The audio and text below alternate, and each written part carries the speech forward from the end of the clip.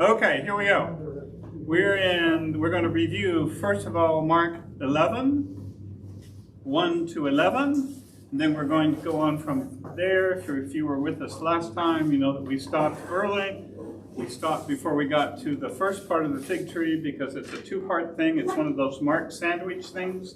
I've explained Mark and sandwich before, right? We have something like this and there's something in between, so it's a lovely Mark and sandwich. And we'll start with the prayer and jump in. Gracious Lord, open our hearts to you. Open our minds that we might hear what you wish us to receive today in this word, that it might continue to help us in our walk of life, faith, and discipleship. We ask it in Jesus' most precious name. Amen. So there are several pages of recap stuff. You don't want me to go through all of it, I don't think. But I'm going to highlight. What do you want, 5 or 7? You choose a number, 5 or 7. 7. Absolutely none. Okay, we won't do any. 5. 5. Okay, she wants the short one. It's interesting, the entry into Jerusalem, number 1, I like the sentence. It carries forward the unveiling of Jesus' majesty and office in an almost hidden way, which will only become plain in the light of subsequent events. Now, those are fancy words, but what it tries to express is that, yes, this is a triumphal entry. He is coming as Savior and Lord and Messiah and all those things, yet it's almost hidden in that way because the people do not really see him in that way. We put more on it, and I think Mark knows it's there, but it's when the disciples at the end of Jesus' life and ministry, once he comes back to life, then they get one of those, remember the V8 moments? I understand it now. And I think that's really what happens. So some of the material here, what it tries to emphasize is that it was just like everything, any other time people would enter, because there were all sorts of people coming up into Jerusalem for Passover, and they would sing psalms like they did. All of these things are normal. The thing that's most different is how Jesus comes. He comes on I've got too many things highlighted. I'm on page 3. Page 3? Oh, come on, I missed it. I want the donkey. Where's the donkey? Donkey. On 5? Donkey. Oh, number 16. The attention given to this phrase of the action, the explicit reference of a coast tide with its allusion. Oh, yes, I'm sorry, number 13.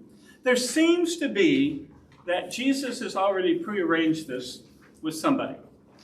Because when the disciples go there, it's okay. And the interesting thing is it doesn't appear that the owner is there, if you look at that, because they tell the other guys are saying, well, what are you doing? And maybe Michael Card suggests that the owner is with Jesus. Well, I don't know. I think that's because he wants that to be. Sometimes we want certain things to be, and we can't say yes or no. But the owner, it doesn't appear to be there right there at that point. And so all of this donkey and all of that, if you look at some of the things like the Numbers 19, Deuteronomy 21, and all of these, and look at number 16 is interesting because it talks about Judah. And if you read in Genesis 49, this is where Dad is giving all of the blessings to the 12 sons. And there are things in there that kind of fit this. And so, yes, it's Zechariah, and yes, it's here there's a little bit in Genesis 49 as well. And of course, we could talk about a donkey as opposed to a charger. If you come on a horse, it's an animal of war, where a donkey, a little foal, is an animal of peace. And so it's referring how Jesus is coming as well. Okay. I don't know if I did 5 things, but I did most of it. Number 32. Right at the end, Jesus looks over the temple. Had he been there before? Yes.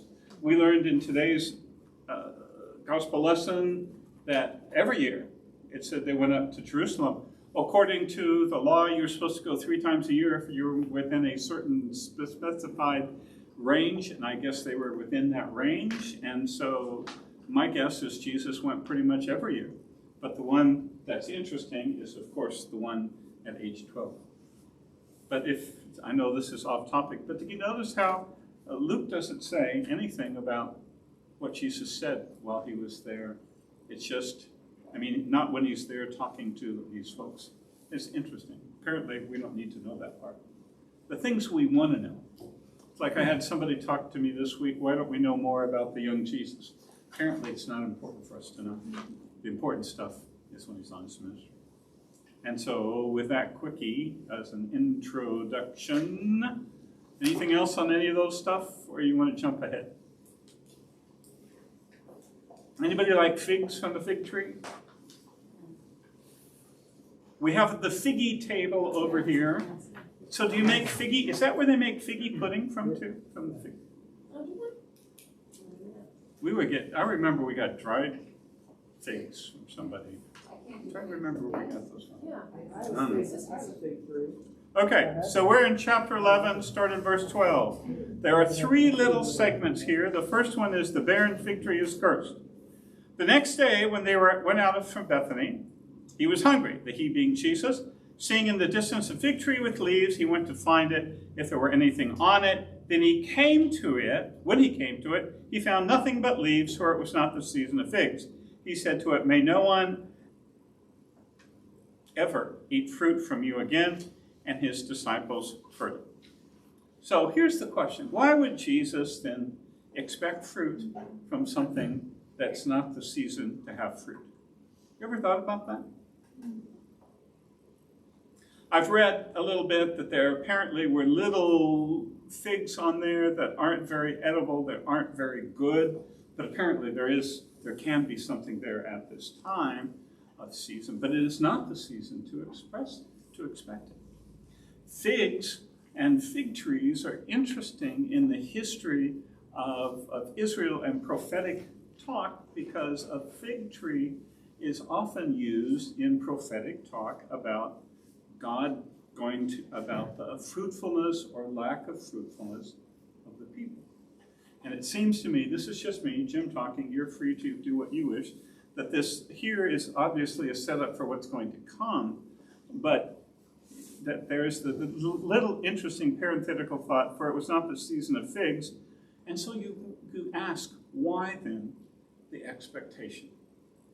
And I think we can get to that as we go to the other one. But when we go to the other one there. The interesting thing to me was in verse 14. I know I get too much stuff. The notes you get are the notes I do when I'm going through stuff. So if they're helpful for you, fine. If not, you can use it as kindling or something. Number 14, there are two words that make up what we have as ever again. Ever again, no longer. There is the word meketi, which is no longer. And the fun one, though, is the aeon. Aeon, which I guess is pretty much, we use an English word called eon. How long is an eon? It's a long time, right? Type thing. And so if you put these together in Greek, no longer forever and ever, so that no longer forever and ever will anyone eat fruit from you. So it's a pretty forceful curse, if you will. It is an eternal condemnation for this thing, and it will never, ever, ever again be fruitful. It's like my question that nobody can answer for me. See if you can do it. What's the difference when it says, and sometimes in the Bible it says this, forever? What's the difference between forever and ever? It's extra. Extra. I think forever means longer. How can you be longer than forever? Well, then why are you putting two more forevers on it? I guess it's there for emphasis to make sure you know that we're really mean it. I don't know. That's just as it just seems to me. Come on, you're a teacher. Come on, teacher, teach I don't us. know why you would do Teach that. us. If you were writing, that would be redundant. You wouldn't need it, and I would cross it out. I would say you stop it forever. Otherwise, it's just wordy. But what's interesting is that when they're writing these things, paper is expensive. I mean, I think one of the reasons we have so little, that's I would give to the person who spoke to me last week a little bit. The reason we don't have much about Jesus' birth is it's expensive to write all this stuff. And it's all written by hand, no copiers, no computers, stuff back then. You got to copy it all over, you know, and then that's tough work and such. But it's interesting then that they put that in as an emphasis, I guess, to try to make it even more emphatic. I don't know. But here it's, may no one no longer forever and ever eat fruit from you again. And the disciples hear that. We'll come back and talk more about that. Cleansing of the temple. There's one cleansing of the temple in Matthew, Mark, and Luke. There are actually a couple listed in John. Depending on the scholar you read, some suggest that it's the same one spoken of twice. Others say there were two specific cleansings. Cleansings are an interesting part. Let me read through the whole text first, and we'll pull out pieces from it. They came to Jerusalem, and Jesus went into the temple and began to throw out those buying and selling. He overturned the tables of the money changers and the chairs of those selling doves, and would not permit anyone to carry goods through the temple. He was teaching them, "Is it not written, my house will be called a house of prayer for all nations, but you have made it a den of thieves." The chief priests and scribes heard it and started looking for a way to kill him, for they were afraid of him, because the whole crowd was astonished at his teaching. I am looking for my notes. Notes.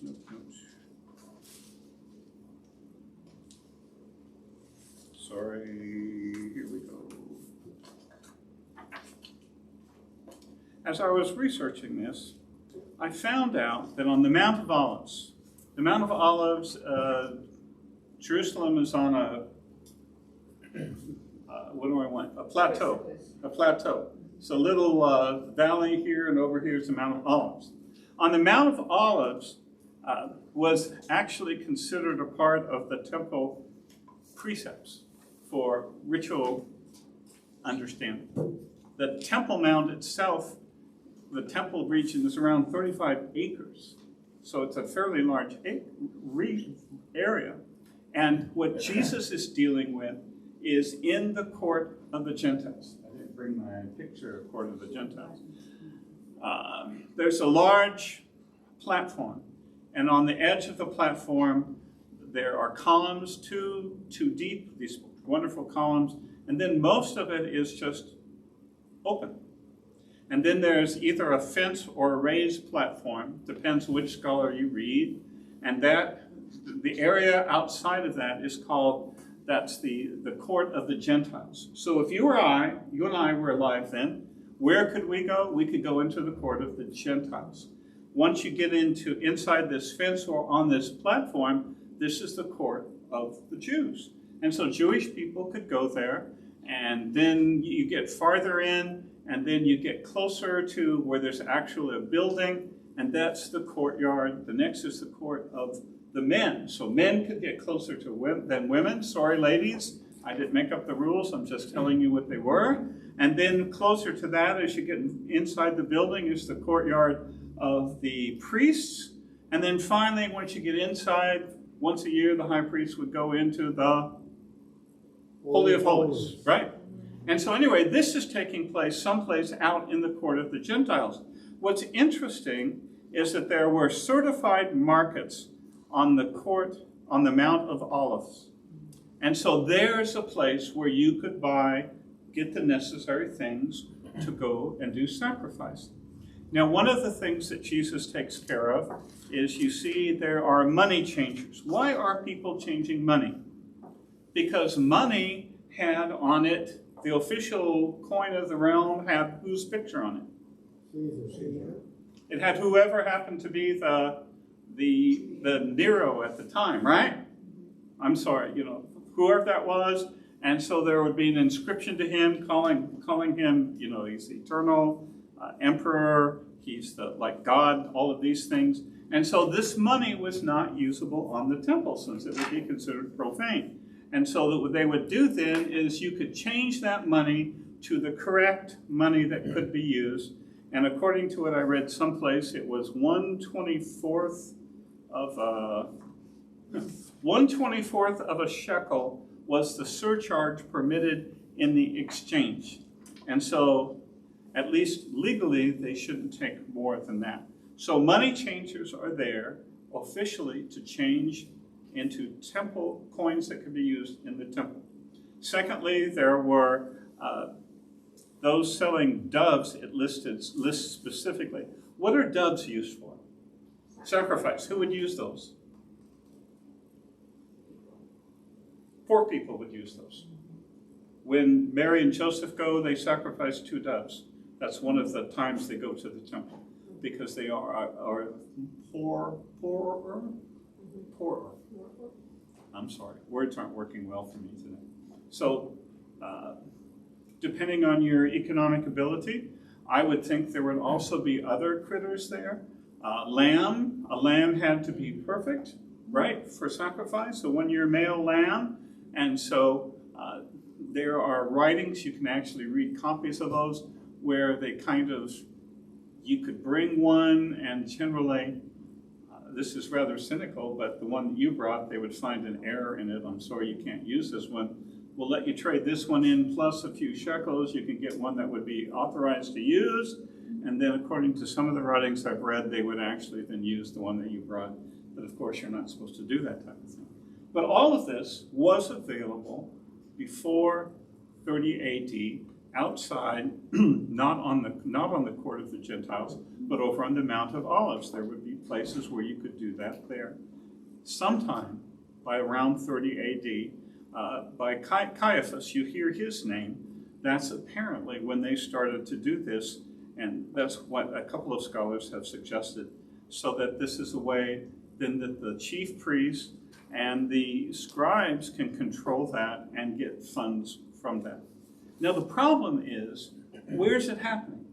If you're going to the temple to worship the one true God, and if you are not Jewish, if you're someone who's interested in this, if you are what the Bible often calls a God-fearer, who is someone who's part way but hasn't completely converted to Judaism, then where would you be able to pray? In the courtyard of the Gentiles.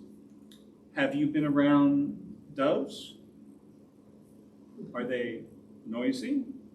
Have you been around a bazaar? Is it noisy? Can you imagine, say, kneeling and facing toward the sanctuary and hearing all this going on? It would be difficult for you to really pay attention. And so Jesus is upset. He begins to throw out, I like that, ekbalo is to drive them out. So let's get you out of here.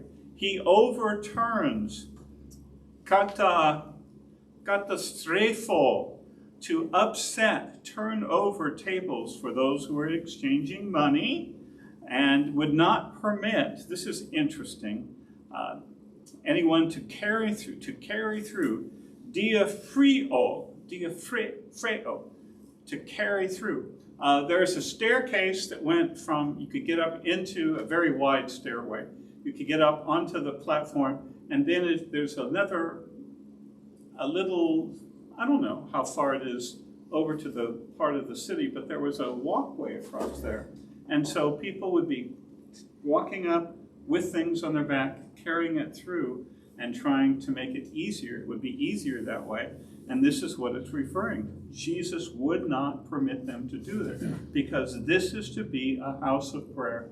And notice for whom he says it is. My house will be called a house of prayer for all nations. And the word nations is, hold it. Oh, there we go. Ethnos, verse 17. Ethnos. We get an English word from that, right? Ethnic type thing. So ethnos, that's nations, oftentimes for Gentiles. It states in the sense there under the little section, a person from an ethnic group or nation not allied with and trusting in the God of Israel, and later in Messiah, usually collectively. So it's a group of people for all people. But instead, what have these folks made it? It's an interesting translation, a den of thieves. Den there is speleon. I like hideout, that's kind of fun. A cave, den, a cave, understood as a habitable space, sometimes as a hideout for criminals. And lestes, highwaymen, robbers, people who are stealing from. So what have you made it? You've made it a place where the people are stealing from. And that implies, if nothing else, that they're taking more than they should from maybe more than 1/24th of a shekel when they're changing it and overcharging for it. Maybe the animals there were considered better quality or something. I don't know.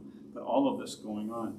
And Jesus, can you imagine them being upset with this? So much so that verse 18 says, what did they want to do with it? They are trying to get rid of him. They want to kill him. And the crowd is astonished. I know in the message I used earlier today, astonished is one of Luke's favorite words, but here we see it in Mark as well. To be or become astounded to such a degree as to newly lose one's mental composure. That means they were really wowed by what Jesus did. I think I used this analogy before. I was alive when a group called the Beatles came over to this country, and I remember being upset because I wanted to hear what the silly people sang, and you couldn't hear it when they did it live because of all the screaming. And the people, usually ladies, were fainting because they were in there. I mean, they're going crazy. That's kind of what this word is. People are so amazed at what Jesus has done. And every evening, verse 19 says, sorry for the extra word there, but when I transfer words over, I have to put it there before I put it in the box. Sorry, I forgot to take polis out. That's city. So it's not there for special means. It's just I happened to print them before I go, oops, I left it there. So every day, Jesus leaves town. Why would Jesus leave town? It's full. It's full of people. And he goes back to Bethany and sometimes to the Mount of Olives to spend some time too. So let me stop for a moment. Cleansing of temple.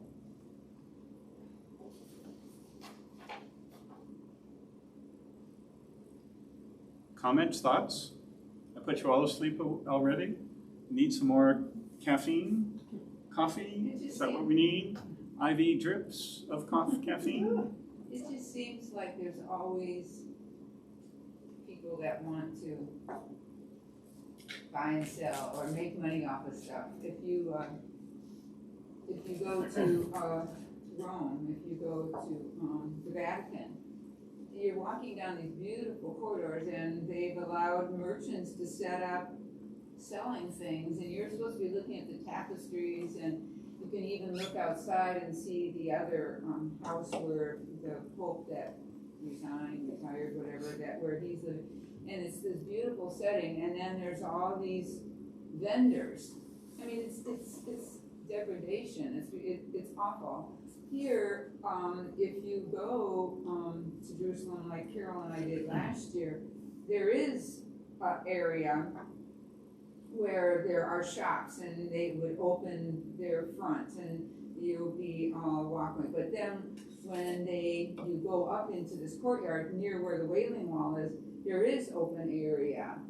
But again, to bring more stuff in there, I mean, I don't know, there doesn't seem to be any sanctity of areas, even in worship, where you can't not make a buck.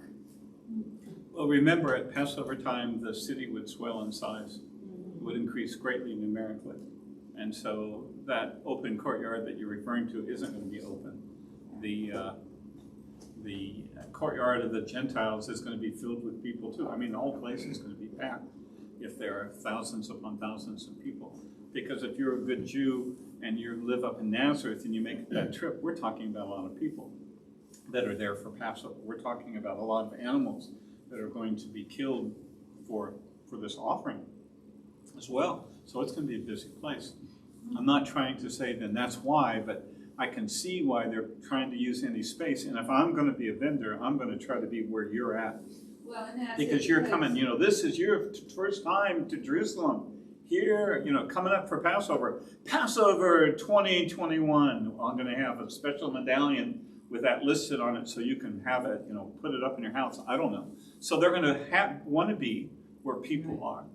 I understand that, but of course, then it ruins. If you're in the courtyard where the Gentiles can do their thing, then it's ruining the experience for them. It needs to be outside, but even that space is filled up. I don't know. But again, part of it is that our chief priests and scribes, they're getting the cut and the kickback. And Caiaphas is involved, as the extra biblical writings say, that he's getting some money from it. I mean, Caiaphas seems to be around in a lot of things, had his fingers sticking in different pots, if you will. So the only reason to have a place for the Gentiles is so that they can be merchantmen and do business? Why would there be a place for the Gentiles? Okay, the place for the Gentiles was, the original purpose is for people who are coming closer to the God of Israel but have not converted, for them to have a place where they could worship. And so that's the purpose. And the other is the misuse of that space. Now, I don't know how much of the space was used. I don't know. I'm just guessing that, I mean, if you're talking, what was the area? At least 2 football fields. That's a pretty good sized space. I mean, there's a lot of space there, but then if we have thousands upon thousands of people, it's going to be full. And that's even without the animals and all of that going on. And if you've been in the Mideast, you know that whole selling is not a quiet event type thing. It's very noisy. It's going to be difficult to worship, period. And then to throw that in, it's going to make it even harder. I don't know. I think it would be very tough, even in the best times, to be Clinton, to be there for Clinton. So they leave town again at that night, and they're back in Bethany. And so verse 20, we're going back to fig tree part. This is the second part of our sandwich now. Early in the morning, as they were passing by, they saw the fig tree withered from the roots up. Then Peter remembered and said to him, that him being Jesus, of course, Rabbi, look, the fig tree that you cursed has withered. Sorry for the gigamai, it shouldn't be there again. It just happened to be there, it's messing around. Jesus replied to them, have faith in God.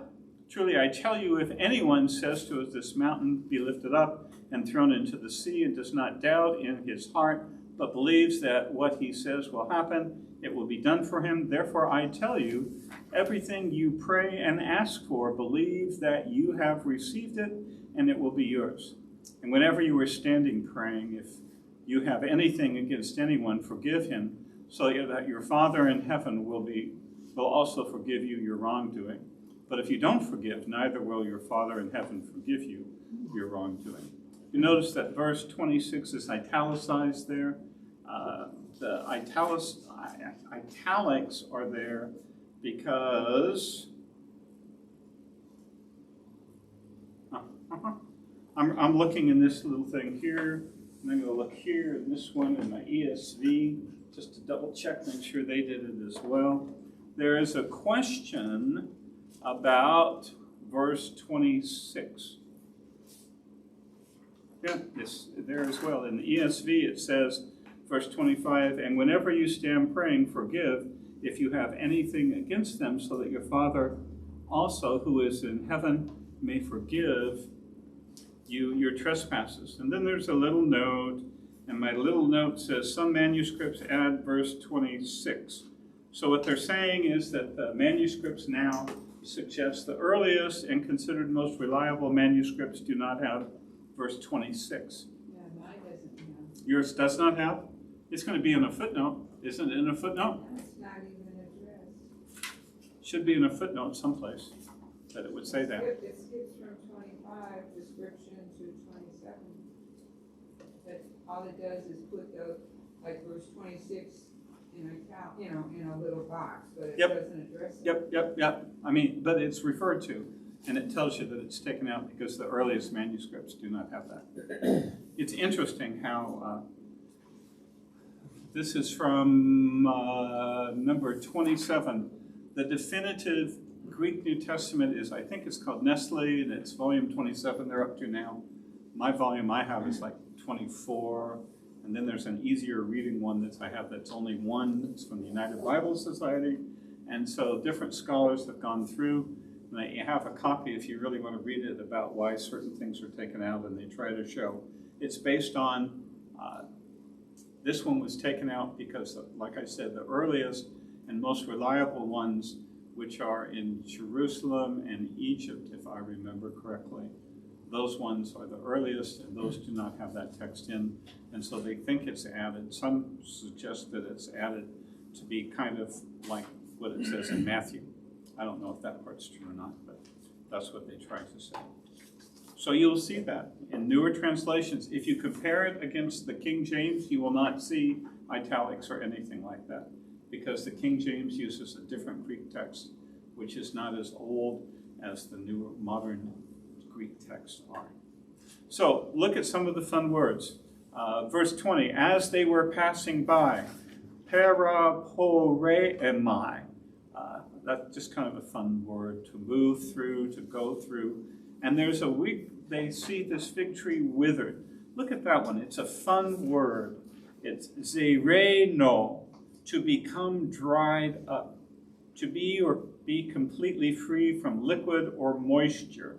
There's absolutely nothing there. Have you seen a plant that's that way? Doesn't look very good, right? You can tell pretty much. Yep. So this thing's not going to have anything ever again. Then Peter remembered. It came to him. I remember. He was reminded of it. It's actually a passive verb. It was reminded and said, look, that tree, you cursed it. It's withered. And so Jesus, does he really talk about the tree then? He doesn't really say much about the tree, one. And this Bible scholars go through and talk a lot about that. The whole withered fig tree is an Old Testament. Jeremiah, you can read about it. In some of the other prophets, it's really speaking about Israel. And it's talking about how Israel is not being faithful. And it's one of their favorite things to talk about fig trees. But it's interesting to me that this is what that this sandwich, he doesn't really explain that. He just goes on from it. And he talks about having faith and praying, which, are wonderful things to talk about, but I'm not sure they apply directly to that. Have you ever noticed that when people ask Jesus a question, oftentimes what he answers is not the question that they ask, it's something he wants them to know instead? And so you want to go, excuse me, can you go back here and talk a little bit more about that? But apparently, Mark could have written more maybe, I don't know. But he chose not to. It's Peter, remember, we talked about Mark being Peter's gospel almost. So Peter is mentioned there. So Peter, who would be his primary source, was there. And instead what Jesus talks about, he's talking about having faith in God. If anyone says to this mountain, be lifted up, to lift up, and does not doubt, that's a fun word, diakrino, to hesitate, literally to separate, to pause or hold back in uncertainty or unwillingness in his heart, but believes that it will happen, it will be done for you. So does that mean if I truly believe that God will give me a Ferrari, that it will show up? Now, I don't see it. Before I was married to Cindy, I said, I always wanted a Porsche at that time. And I knew I'd never get one, so do you know what I got? A little Matchbox Porsche like that. Suddenly showed up, but I don't even see a Matchbox Ferrari there. I know I couldn't afford the oil changes probably on the Ferrari, if nothing else. But sometimes people want it to really mean that. So what is Jesus talking about there? And does not doubt in his heart, but believes that what he says will happen, it will be done for him. I think this is what's in God's heart. If we ask those things that are in God's heart, we know that will happen. Jesus talks more about that. If you ask for, what is it, and you get a scorpion instead, ask for a loaf of bread and you get a scorpion, you would not give him a scorpion. Your Father will give you what you need. Therefore, I tell you, everything you pray and ask for, believe that you have received it and it will be yours. If we have his mind, I think we need to add that. If we have his mind and believe, then if we're really following Jesus and asking about the things he would ask for, those things, yes, it will be yes. But sometimes the things we want are not what would be good for us.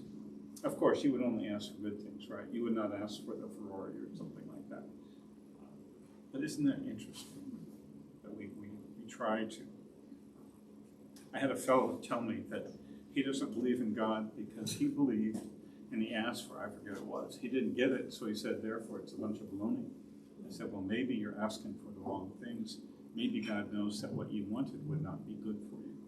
And although you think it would be. I asked him if he'd ever gotten something that he'd asked for, and it turned out not to be good. And he said, yeah. You could do that with kids sometimes, but then they don't like it when you do that. And whenever you stand praying, if you have anything against anyone, forgive him, so that your Father in heaven will also forgive you your wrongdoing. Wrongdoing, I've highlighted that one. Your offense, your sin, your transgression.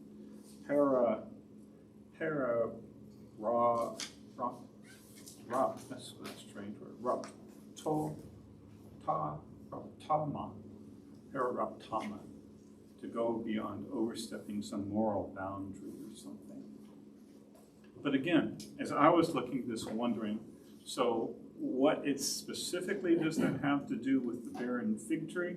It seems to me it doesn't specifically speak to that. It's Jesus using it the opportunity to tell people, and I guess the way it fits is that Jesus believed that the fig tree would be withered, and it happened. So that's kind of how it fits together there. But we need to believe when we ask, and as we have faith in God, and I think I'm going to add, as we ask for the things that he wants us to ask for, that which would be helpful and good for us, we will have received those. But if we ask for other things, we may not do that. And then verse 26 is interesting, even though it's italicized. But if you don't forgive, neither will your Father in heaven forgive you your wrongdoing. So even if Jesus actually didn't say it there, it is something that he has said elsewhere, that we need to forgive as we have been forgiven.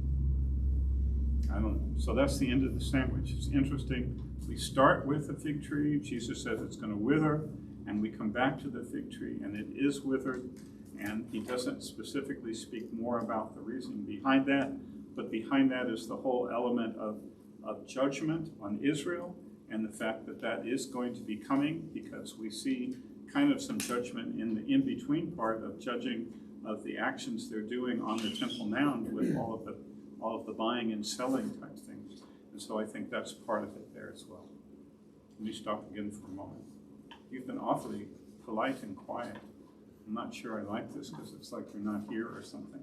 I could do this by myself and just do it in front of the camera and say hi. I hope that Carol and Ruth are on today. Hi, Carol. Hi, Ruth. Carol should be. Hope you're there.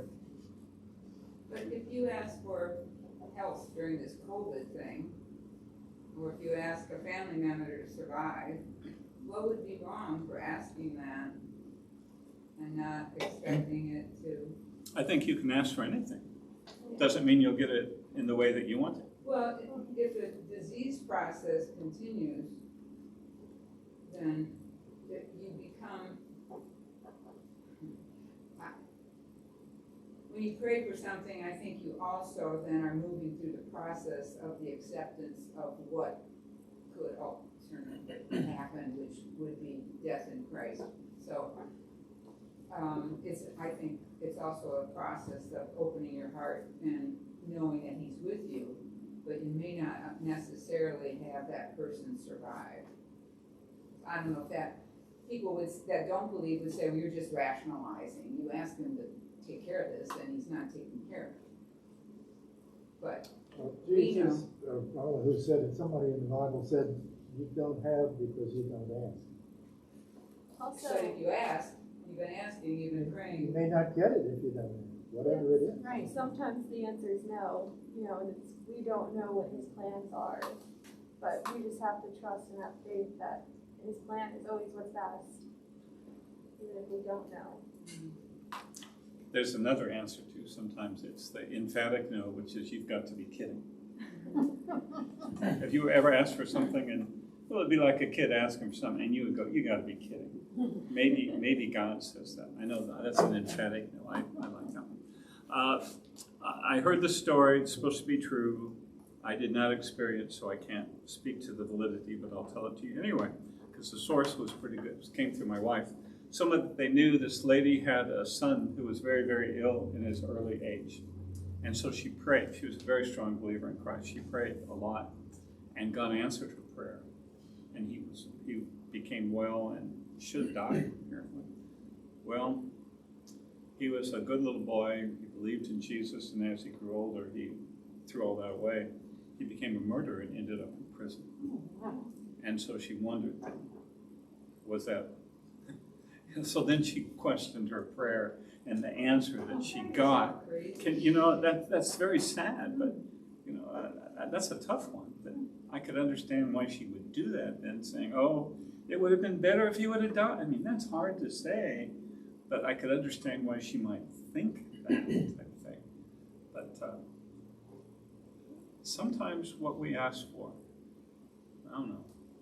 We watched, sometime during the pandemic, we watched again the movie, what's it called? That's terrible when I can see everything and names will continue. It's the one where he becomes God in Buffalo, New York. Bruce Almighty? Thank you. Bruce Almighty. And so he asks God. Bruce is upset because he thinks he should get the anchor job, isn't it? He doesn't get the anchor job, and he's mad at God. And the funny thing, give me a sign as he's driving. And so this working truck, like county highway or city highway, has all these stop, caution, all these, it's overflowing with signs, and he doesn't see a single one. How many times do we get these signs and we don't see a single one? Give me a sign, God, show me. There it is, type thing. Maybe sometimes you look back and you can see them as you go through some of these things, but sometimes you can't see it when you're in the midst of that. That's when having someone else you can speak to can be helpful, who might be on the outside, who could then say, maybe you can look at it in this way or that way, type thing. Maybe this whole asking God, this just occurred to me, so it may be way out there in outer space, but maybe God's waiting for us to ask for certain things, to see if we really trust Him. In other words, that goes along with you don't have because you don't ask. Maybe He's saying, okay, if these people really have faith, they're going to ask and they're going to expect. I don't know. Or you release it to Him. Well, it's something that He had in mind anyway, Right. But He's waiting for us to show our faith. I don't know.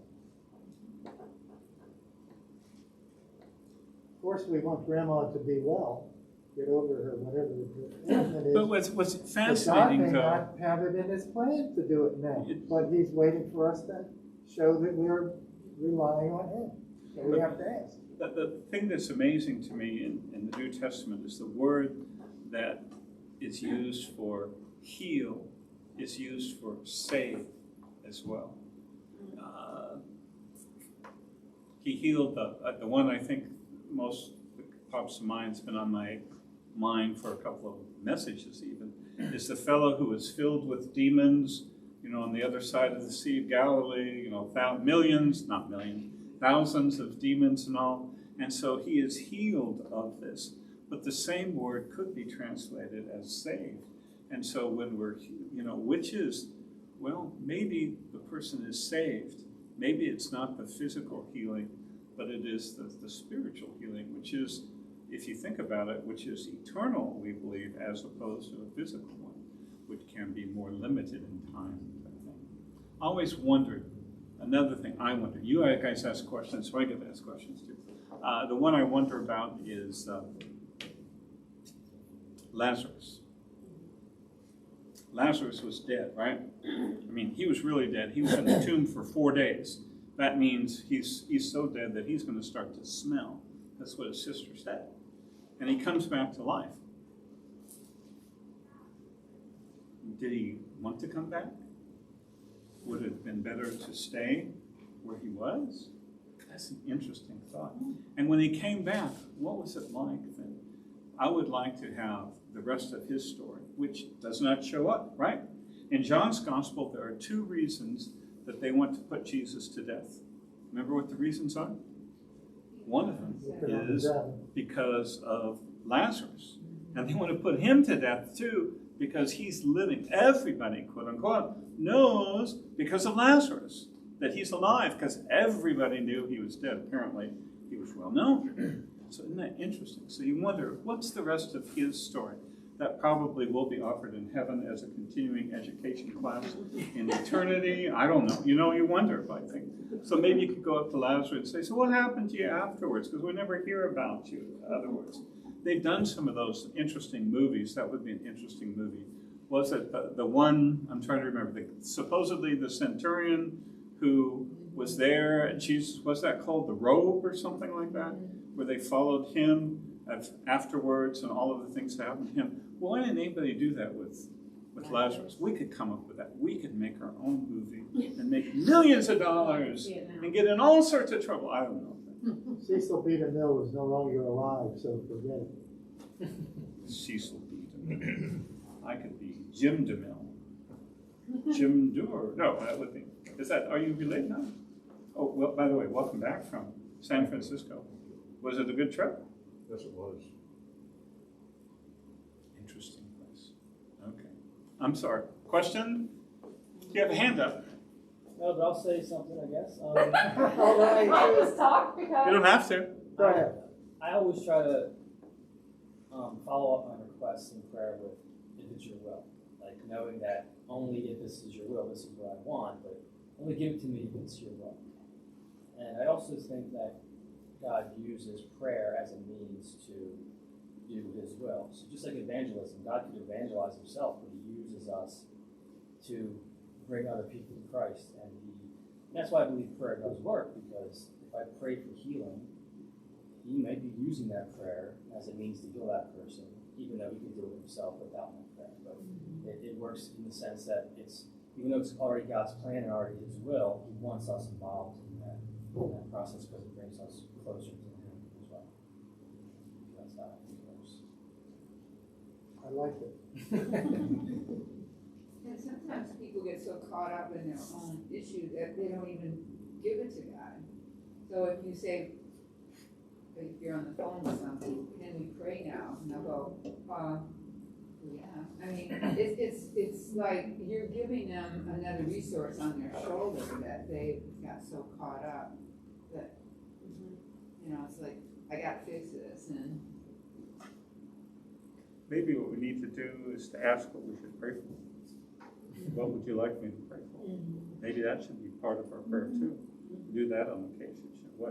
How can I know what to pray for? That would be good. Because what does it say? I'm looking at verse 22 again. Have faith in God. He starts off with that. That's what Jesus said. Have faith in God. Truly, I tell you, if anyone says to this mountain, the person who has faith in God, be lifted up and thrown into the sea, and does not doubt in his heart, but has faith in God, it will be done for him. So if we truly have faith in God, and I think part of that is he will help us see what would be good for us to ask for. It's strange to pray on a Sunday morning in front of people like I do every Sunday, it seems, and try when we have these people who've been on our prayer list from some illness for months and months at a time, and you're going, well, we believe that you can do something, put your hand of healing upon them, and some of them do not. So maybe healing there again. Is it physical healing or is it a spiritual healing? What are we talking? Maybe there's more there, that the prayer is being answered in a way we can't see, maybe physically, not, but there are other ways in which it is. I don't know. I think it's also not, a prayer shouldn't be to get what we want, it should be to tell God what we want, to express our hearts to him, but not necessarily to expect to get it. It's, I want this person healed because I love them, I want them around, but we shouldn't expect it to happen necessarily. Do you think part of it comes from our culture in which we've just gone past Christmas, and in Christmas we have, better watch out, you better not foul, If you're good, you're on the good list instead of the naughty list, I think. I wonder if part of it, or if that's become so ingrained in us that that's part of the issue as well. That then we expect it because we've been good. Have you ever expected it because you're a good person? That God should do this before you because of that? I've done that. I hate to say that, but it's true. It's even saying Cover the bases. well, we're out of time. We'll continue next week. So hopefully you'll take something and think about it. Maybe our little discussion here at the end. But again, it's fascinating to me that Jesus doesn't say hardly anything specifically about why the tree is withered, but he goes on. It looks to me in a little tangent, which is very Jesus-like. But I want to know, is the stuff we're talking about being withered, is it goes back to Old Testament and all of that? Is that what you're doing, or is it something else? So that's just me. It's like a living parable, when they would root out the tree that didn't. He's doing the same thing, and he is aiming at the Israelites. Because later on, Paul talks about grafting into that tree, which means he's accepting those of us who aren't Jews. So that's Israeli Socrates kind of saying, shame on you. Now the other thing to think about is if Jesus' disciples, as they did, went out of town all the time, every time, they would probably go right by this, and it would be reminded again and again. And I think knowing their Old Testament, they're going to be thinking about all of the judgment on Israel, because one of the questions that will come up on one of those journeys, it's not in Mark, but look at the amazing temple, and Jesus says it's all going to be torn down. Yeah. That fits in with withered vines. So let's have a short prayer. We'll finish off and join next week. So Lord, we thank you for being with us. Help us to learn to ask for what you would have us have, but help us to continue to come to you in prayer. And show us what would be good for us to talk about to you in prayer. And Lord, help us to come in faith, knowing that you hear and you answer. And help us to then trust in your answers, whatever they might be. That we might be people of faith, that we might be people who continue to come to you asking every day. So be with us as we go our way this day.